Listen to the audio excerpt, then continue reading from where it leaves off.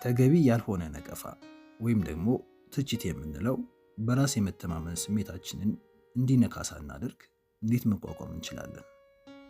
ከዛ በፊት ግን ሁሉም ትችቶች አንድ አይደሉም። ነቀፌታ ወይም ትችት ለህይወት አስፈላጊ ገጽታ ቢሆንም ሁሉንም ትችቶች ፍትሃዊ ወይም ጠቃሚ አይደሉም። ለምሳሌ ተገቢ ያልሆኑ ነቀፋዎች የግል ጥቃት እንደሆነ ሊሰማን ይችላል። መንፈሳችንን ሊያዳክምብን ይችላል። ተገቢ እንዳልሆነ ተሰምቶን ኮንፊደንሳችንን ሊያወርደው ይችላል። የሥራ ባልደረባ ከሰጠ ተገቢ ያልሆነ አስተያየትም ይሁን በኢንተርኔት ላይ አሉታዊ የሆነ ማስታወሻዎች አሊያም ከልክ ያለፈ ከባድ ችግርን የምትይዝበት መንገድ ሁሉም ለውጥ ሊያመጣ ይችላል። ለውጡ ግን ይለያያል። አንዳንዶቹን ያጠነክራቸዋል፣ ምክንያቱም የሚፈቱበት መንገድ ስለሚያውቁ። አንዳንዶቹን ደግሞ የመነሳሳት አቅማቸውን፣ ችሎታቸውን፣ ሁሉ ነገራቸውን እየቀነሰ ከሰው ሁሉ ሊያገላቸው ይችላል። በራስ ላይ ያለህን እምነት በመጠበቅ ተገቢ ያልሆነ ትችት ሲሰነዘርብህ ለመርዳት የሚረዱህን አንዳንድ ዘዴዎች እስኪ እንይ። የመጀመሪያው የትችትን ምንነት መረዳት ነው። ትችት በራሱ ምንድን ነው? ምንነቱ? እሱን ከተረዳን ነገሮችን ቀስ በቀስ መፍታት እንችላለን። ለትችት ምላሽ ከመስጠታችን በፊት ምን አይነት እንደሆነ መረዳት አስፈላጊ ነው። ትችት በአብዛኛውን ጊዜ በሶስት አይነት ሊመደብ ይችላል። የመጀመሪያው የትችት አይነት ገንቢ ትችት እንለዋለን፣ ወይም በእንግሊዝኛው ኮንስትራክቲቭ የምንለው አይነት ማለት ነው። ሁለተኛው የገንቢ ተቃራኒ አጥፊ የምንለው ወይም ደግሞ ዲስትራክቲቭ ብለን ልንጠራው እንችላለን። ሶስተኛው ፍትህ የጎደለው ትችት ይባላል፣ ወይም አንፌር እንለዋለን። የመጀመሪያው የትችት አይነት ወይም ገንቢ ያልነው የሚጀምረው ከማድነቅ ነው፣ ከማጎልበት በጥሞና የታሰበና በደንብ ስለዛ ነገር ታስቦበት ነው ትችት የሚሰጠው። ለምሳሌ አንድ ሰው ያደረግከውን ነገር አይቼዋለሁ፣ አቀራረብህ ደስ ይላል፣ በደንብ አምኜበታለሁ፣ ነገር ግን ተጨማሪ እይታዎችን ማካተት ይበልጥ ሊያሻሽለው ይችላል ብሎ ለእናንተ ቢነግራችሁ እዚህ ውስጥ ትችትም አለ፣ ማድነቅም አለ።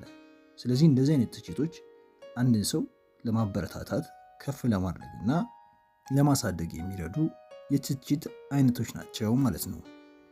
ሁለተኛው ደግሞ የዛ ተቃራኒ ነው፣ አጥፊ የምንለው ወይም ደግሞ ዲስትራክቲቭ ብለን የምንጠራው ማለት ነው።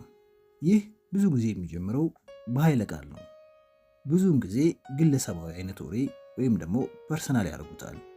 ጠቃሚ አስተያየትም የለውም። ስለዚህ ይሄኛው ደግሞ አንድ ሰው ለምሳሌ ስራህ ጥሩ አይደለም፣ ለመልቀቅ ማሰብ ይኖርብሃል የሚል አይነት ንግግር ቢናገራችሁ እንደዚህ አይነት ትችት ለእናንተን የሚጎዳ ወደፊት እንዳያስኬዳችሁ የሚያግዳችሁና ለእናንተም ትክክለኛ መላ ልትፈልጉበት የምትችሉት አይነት ትችት ነው። ሶስተኛው ፍትህ የጎደለው ድርጊት ወይም ደግሞ አንፌር የምንለው የትችት አይነት ነው። ይሄኛው ብዙ ጊዜ በተዛባ አመለካከት ላይ የተመሰረተ ነው። ትክክል አይደለም ወይም ደግሞ በሐሰት መረጃ ላይ የተመሰረተ አይነት እንደማለት ነው። ብዙውን ጊዜ ተገቢ ያልሆነ ነቀፋ የሚመሰረተው በተሳሳተ መግባባት፣ በግል ጥላቻ ወይም በቅናት ላይ ይመሰረታል። ይህን መረዳትህ ትችቱን በግልህ እንድታስቀምጥ ሊረዳ ይችላል።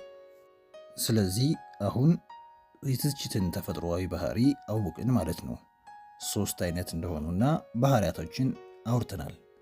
ስለዚህ ምላሽ ከመስጠታችን በፊት የትችትን ባህሪ አውቀናል። ሁለተኛው የሚሆነው ደግሞ ምላሽ ከመስጠታችን በፊት ቆም ብሎ ማሰብ። ይህ ማለት በችኮላ ምላሽ ከመስጠት ይልቅ ለትችት መጀመሪያ የምትሰጡት ምላሽ በእኛ ላይ ምን አይነት ተጽዕኖ እንደሚያሳድር ይወስናል። ስለዚህ ከመስጠታችን በፊት ቆም ብለን እናስባለን። እንዴት ቆም ብለን እናስብ? የመጀመሪያው ትንፋሽ መውሰድ። ስሜታዊ ምላሽ ሲኖር የጸጸት ስሜት ሊያድርብን ይችላል። ቆም ብለን መጠንቀቅ ግጭት እንዳይፈጠር ሊረዳን ይችላል። ሁለተኛው ምንጩን መመልከት። ትችቱ የመጣው እምነት ከሚጣልበት ሰው ነው ወይስ ተራ ኢንተርኔት ወሬ ነው? አሊያም ደግሞ ታማኝ ካልሆነ እንዲሁ። ይህ የትችቱን ክብደትና ቅለት ለማወቅ ይረዳናል። ሶስተኛው ደግሞ ዓላማውን መገምገም። ይህ ማለት ተቺው ሰው ወይም እኛን እየተቸው ያለው ሰው ሊረዳን ነው ወይስ ሊነቅፈን ይፈልጋል በትችቱ ውስጥ በደንብ ዓላማውን መገምገም ጊዜ ወስደን። ይህን ካረግን ዘንዳ በራስ የመተማመን ስሜታችን ለመጠበቅ ደግሞ የሚያስችሉ ዘዴዎችን መጠቀም አለብን። ያ ማለት እኛ እየተነቀፍን ስለሆነ በራስ የመተማመን ስሜታችን ከወረደ ያን ነቀፋ መቋቋም አንችልም፣ በትክክልም ምላሽ መስጠት አንችልም ማለት ነው። ስለዚህ መጀመሪያ የትችትን ተፈጥሯዊ ባህሪውን አይተናል። ሁለተኛ ምላሽ ከመስጠታችን በፊት ምን አይነት ነገር ቆም ብለን ማሰብ እንዳለብን አይተናል። እነዚህን ካረግን በኋላ ደግሞ የሚያስፈልገን ነገር ምንድን ነው? በራስ መተማመናችንን መገንባት አለብን። ስለዚህ በራስ መተማመናችንን ለመገንባት የመጀመሪያ የምናደርገው ነገር ትችቱን እንደገና አስቀምጠን ማየት፣ አሉታዊ አስተያየት ወደ ጠቃሚ ትምህርቶች ለመቀየር መሞከር። ተገቢ ያልሆነ ትችት የግል ጥቃት እንደሆነ ስለሚሰማን ሊጎዳን ይችላል። ግላዊ ከማድረግ ይልቅ ወይም ደግሞ ፐርሰናል ከማድረግ ይልቅ እንደገና ለመተርጎም ማሰብ። ስለዚህ ይህን ነገር ለምሳሌ እንደዚህ ብለን ብናስበው፣ እሱ ይህን ከማለት ይልቅ ሌላኛ ያሰበው እያልን ብናስብ፣ ለምሳሌ ብቃት የለኝም አሉ ተብሎ የተወራውን ወይም ደግሞ ትችት አይ ስለ ችሎታዬ የተሟላ ግንዛቤ ስለሌላቸው ነው ብሎ ማሰብ። ስራዬን ምናምንቴ ብሎ ጠሩት ብሎ ከማሰብ ይልቅ የእነሱ አመለካከት ዋጋዬን አይወስነውም ብሎ ትችትን መቀየር። ሁለተኛው በራስ የመተማመን ስሜትን ለመጠበቅ የሚያስችሉ ዘዴዎች ውስጥ ደግሞ የሚካተተው ከታመኑ ግለሰቦች እይታን መፈለግ። አንዳንድ ጊዜ የውጩን አመለካከት ማወቅህ ነገሮችን በተሻለ መንገድ ለመረዳት ያስችላል። አንዳንድ አማካሪ፣ ጓደኛ ወይም ባልደረባዎች ትችቱ ውስጥ ምን ዋጋ ያገኙ እንደሆነ ወይም ደግሞ ሙሉ በሙሉ መሰረተ ቢስ እንደሆነ መጠየቅ። ለምሳሌ ያ ማለት እነሱ የአንተን ትችት ሰምተው ከሆነ እነሱ በእነሱ አይን ምን ሊል እንደተፈለገ ሊያስረዱህ መጠየቅ። ሶስተኛው ኮንፊደንስህ እንዲመጣ ከሚያደርገው መካከል አንዱ ተገቢ ያልሆኑ ትችት በስም ላይ ተጽዕኖ እያሳደረ ከሆነ በሙያህ ምላሽ መስጠት ጠቃሚ ሊሆን ይችላል። እስቲ የሚከተሉትን መልሶች አስብ። ለምሳሌ በስራ ቦታ ለሚሰነዘርበት ትችት አስተያየትህን አደንቃለሁ፣ ነገር ግን ትችቱ ዙሪያ ያለው ሐሳብ ማብራራት እፈልጋለሁ ብሎ ይህን ነገር በደንብ ሙያዊ በሆነ መልኩ ማብራራት።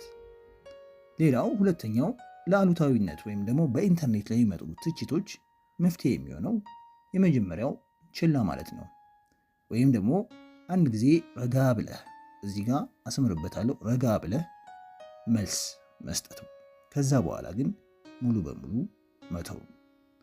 ሶስተኛው የግል ጥቃት ደርሶብህ ወይም ፐርሰናል የሆነ ትችት ቢሆን ርቀትህን እንዲሁም አላስፈላጊ በሆኑ ድራማዎች ውስጥ እንዳትካፈል መጠንቀቅ። በራስ የመተማመን ስሜት ተፈጥሯዊ ሳይሆን የሚዳብር ነገር ነው።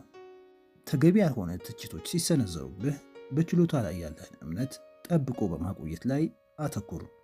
ያ ማለት ለራሳችን ያለንን ግምት መደገፍ የምንችልባቸው መንገዶች አሉ። የመጀመሪያው ጠንካራ ጎናችንን ማሰብ ነው። ያገኘሃቸውን ስኬቶችና ያገኘሃቸውን አዎንታዊ አስተያየቶች በዝርዝር ማስቀመጥ። ሁለተኛው ርኅራኄ ለራሳችን ማሳየት ነው። ራሳችንን በኃይለ ቃል መንቀፍ የለብንም። ከዚህ ይልቅ ራሳችንን በደግነት መያዝ፣ ለራሳችን ክብር ማሳየት። ሶስተኛው ትችት ወይም ደግሞ ነቀፌታ ተፈጥሯዊ እንደሆነ አስባችሁ እናንተ ሁሉም ሰው ከሚደርስበት ውስጥ አንዱ ናችሁና፣ ስለዚህ ነቀፌታ ተገቢ ባልሆነ ጊዜም እንኳ የመቋቋም ችሎታችንን ለማጠናከር እንደ አጋጣሚ አድርገን መመልከት ነው የሚኖርብን። ተገቢ ያልሆኑ ትችት ተስፋ አስቆራጭ ሊሆን ይችላል፣ ነገር ግን በራስ የመተማመን ስሜትን ይገልጽልናል። ምላሽ ከመስጠታችን በፊት ቆም ብለን ማሰብ፣ ትችቱን በተደጋጋሚ መተርጎም፣ እምነት ከሚጣልብህ ምንጮች አስተያየት በመፈለግና ጠንካራ ጎኖችን በማተኮር አሉታዊ አመለካከት ቢኖርም ለራስ ያለንን ግምት ከፍ ማድረግ እንችላለን።